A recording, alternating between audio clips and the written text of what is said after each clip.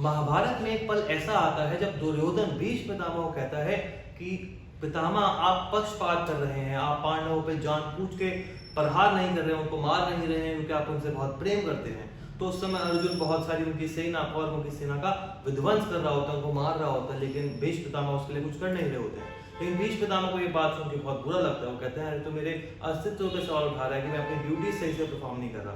तो उसी समय प्रतिज्ञा करते हैं कि भाई कल अर्जुन का सूर्यास्त से पहले वध हो जाएगा। इसी बात पर दुर्योधन बहुत खुश हो जाता है। तो वो कहता है कि भाई भीष्म प्रतिज्ञा हो गई है, अब तो कल अर्जुन का वध हो ही जाएगा।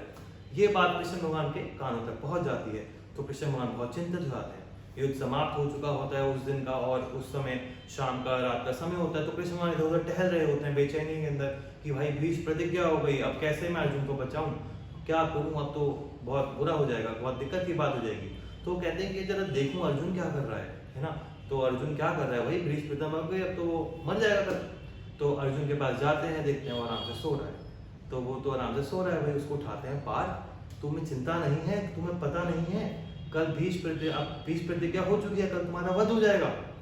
तो वो उठ के कहता है कि भगवान जिसकी चिंता खुद आप कर रहे हैं तो उसको किस बात की चिंता है ना। तो केशव आप कुछ ना कुछ करके बचा ही लेंगे, कुछ ना कुछ आप कर ही लेंगे।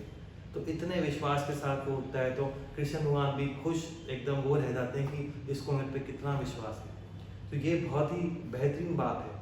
जब भी आप किसी बहुत बढ़िया चीज़ की तैयारी कर रहे होते हैं, सबसे पहला होता है आपको अपने ऊपर ट्रस्ट करना। You have to have faith in yourself, then you have to have faith in your teachers, your guru who are teaching you to the path, and then you have to faith in God. You have to have faith in God.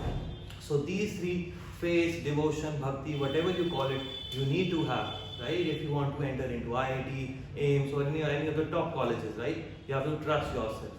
तो इतना विश्वास जब आ जाएगा ना, तो IIT, NEET, AIIMS सब clear हो जाएगा।